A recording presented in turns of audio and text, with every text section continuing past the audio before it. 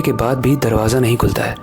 रोहन गुस्से में जोर जोर से दरवाजे को पीटने लगता है कि वो खुल जाए, लेकिन कुछ नहीं होता। उसे लगता है वो एक डरावनी लिफ्ट में फंस चुका है। वो तेज तेज चिल्लाता है, हेल्प मी, कोई मेरी हेल्प करो। वो बहुत तेज चिल्ला रहा है, लेकिन थोड़ी ही देर में उसकी आवाज निकलना बंद हो जाती है और उसे ऐसा महसूस होता है कि उसके मुंह पर किसी ने हाथ रखा है। वो हाथ उसे दिख तो नहीं रहा है, लेकिन वो जब कह रहा है तो उसकी आवाज भी उसके कानों तक नहीं आ रही है। उसके बाद देखते ही देखते एक बहुत ही डरावनी और अजीब सी आवाज आती है और वो थी ये आवाज सुनते ही रोहन की हालत इतनी खराब हो गई कि वो डर के मारे अपने होश को ही खोने लगा। इसके बाद कुछ ही सेकंड्स में लाइट वापस आ जाती है और लिफ्ट चलने लगती है। एंड इस बार लिफ्ट और ऊपर जाती है और फाइनली लिफ्ट 5th फ्लोर पर रुक जाती है और इस बार दरवाजे भी खुलते हैं। लिफ्ट खुलते ही रोहन सीढ़ियों की तरफ भागा और नीचे उतरने लगा और इस बार रोहन इतना घबरा गया था कि उसके मुंह से कोई आवाज भी नहीं निकल रही थी। उसे ऐसा लग रहा था मानो जहां वो सीढ़ियों पर उतर रहा है उसके पीछे उसका कोई पीछा कर रहा है। जब वो नीचे उतर रहा है तो उसे अपने कानों में किसी के हंसने की आवाज भी आ रही है जो उसे और डरा रही है। जैसे तैसे करके रोहन सबसे नीचे आता है और रिसेप्शन पर पहुंचते ही वो हांफते हुए उस लड़की से बोलता है। वो लिफ्ट 5th फ्लोर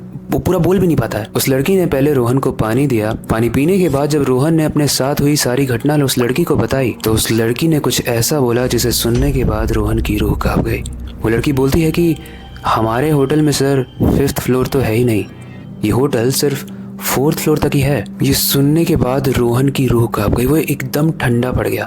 उसने बोला ये कैसे हो सकता है और मेरे साथ अभी जो भी हो रहा था क्या वो कोई भूत कर रहा था। रोहन को कुछ नहीं समझ में आ रहा था कि क्या हुआ है। वो उस लड़की से बोले जा रहा है कि मैं 5th फ्लोर पे अभी था और मेरे साथ कुछ ऐसा भयंकर सा हो रहा था, लेकिन वो लड़की बोलती है कि सर मैं आपको कितनी बार बता चुकी हूँ यहाँ पर 5th फ्लोर नहीं है। रोहन बोलता है आप मेरी बुकिंग कैंसिल कर दो, मैं अपनी कार में जा रहा हूँ, मैं घर जा रहा हूँ। वो हांफते हुए बाहर निकलता है और वो देखता है कि उसकी कार बाहर रुकी हुई है। उसके अंदर उसका ड्राइवर भी सो रहा है। रोहन जल्दी से ड्राइवर को उठाता है और उठाते ही उसे बोलता है कि प्लीज यहाँ से जितना जल्दी हो पाए उतना जल्दी गाड़ी निकाल। लेकिन रोहन जैसे ही उस गाड़ी में बैठकर उस होटल की तरफ देखता है वो देखता है कि रिसेप्शन से वो लड़की मुस्कुराते हुए हंस रही थी और वो लड़की बहुत ही सड़ी गली हालत में थी, बहुत ही गंदी दिख रही थी, मानो वो कोई चुड़ैल या भूत हो। और उसकी मुस्कान में एक बहुत ज़्यादा डर था। रोहन समझ चुका था कि उस लिफ्ट में जो था वो भी वही लड़की होगी, क्योंकि इस पूरे होटल में बस एक ही इंसान या फिर भूत था जो थी वो ये लड़की। इसलिए वो अपने ड्राइवर को बोलता है कि जल्दी यहाँ से चल। वो लोग काफी देर से अब हाईवे पर चल रहे थे और उस होटल से बहुत दूर जा चुके थे।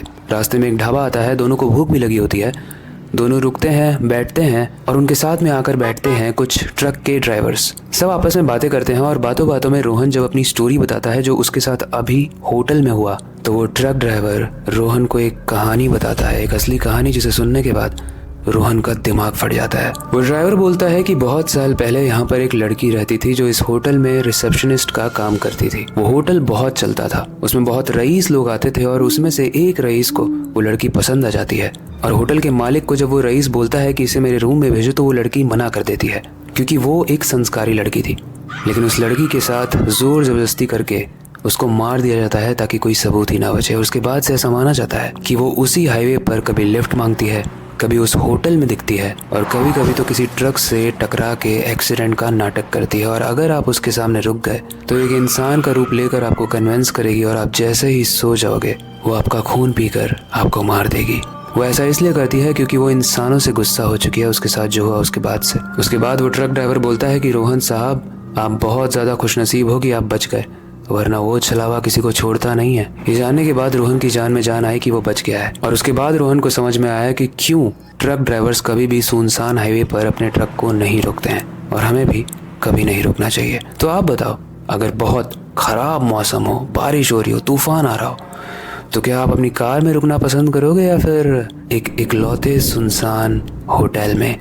कार या होटल करके अपना ओपिनियन ज़रूर बताना। बाकी आई होप आज की कहानी आपको बहुत ही पसंद आई होगी। ऐसी और इंटरेस्टिंग स्टोरीज आने वाली है समय के साथ, इसलिए मेक श्योर करना कि आप इस पेज से जुड़े रहें। बाकी वक्त आ चुका है हमेशा की तरह इस स्टोरी को एंड करने का और नई सुपर इंटरेस्टिंग डरावनी स्टोरी पर काम शुरू करने का। लेकिन जाने से पहले मैं हमेशा की तरह एक ही चीज़ कहना चाहूँगा, अपनी क्यूरियोसिटी को डाई मत होने देना, नई चीज़ें सीखते रहना अपने बेड के नीचे और खिड़की के बाहर ज़रूर देख लेना।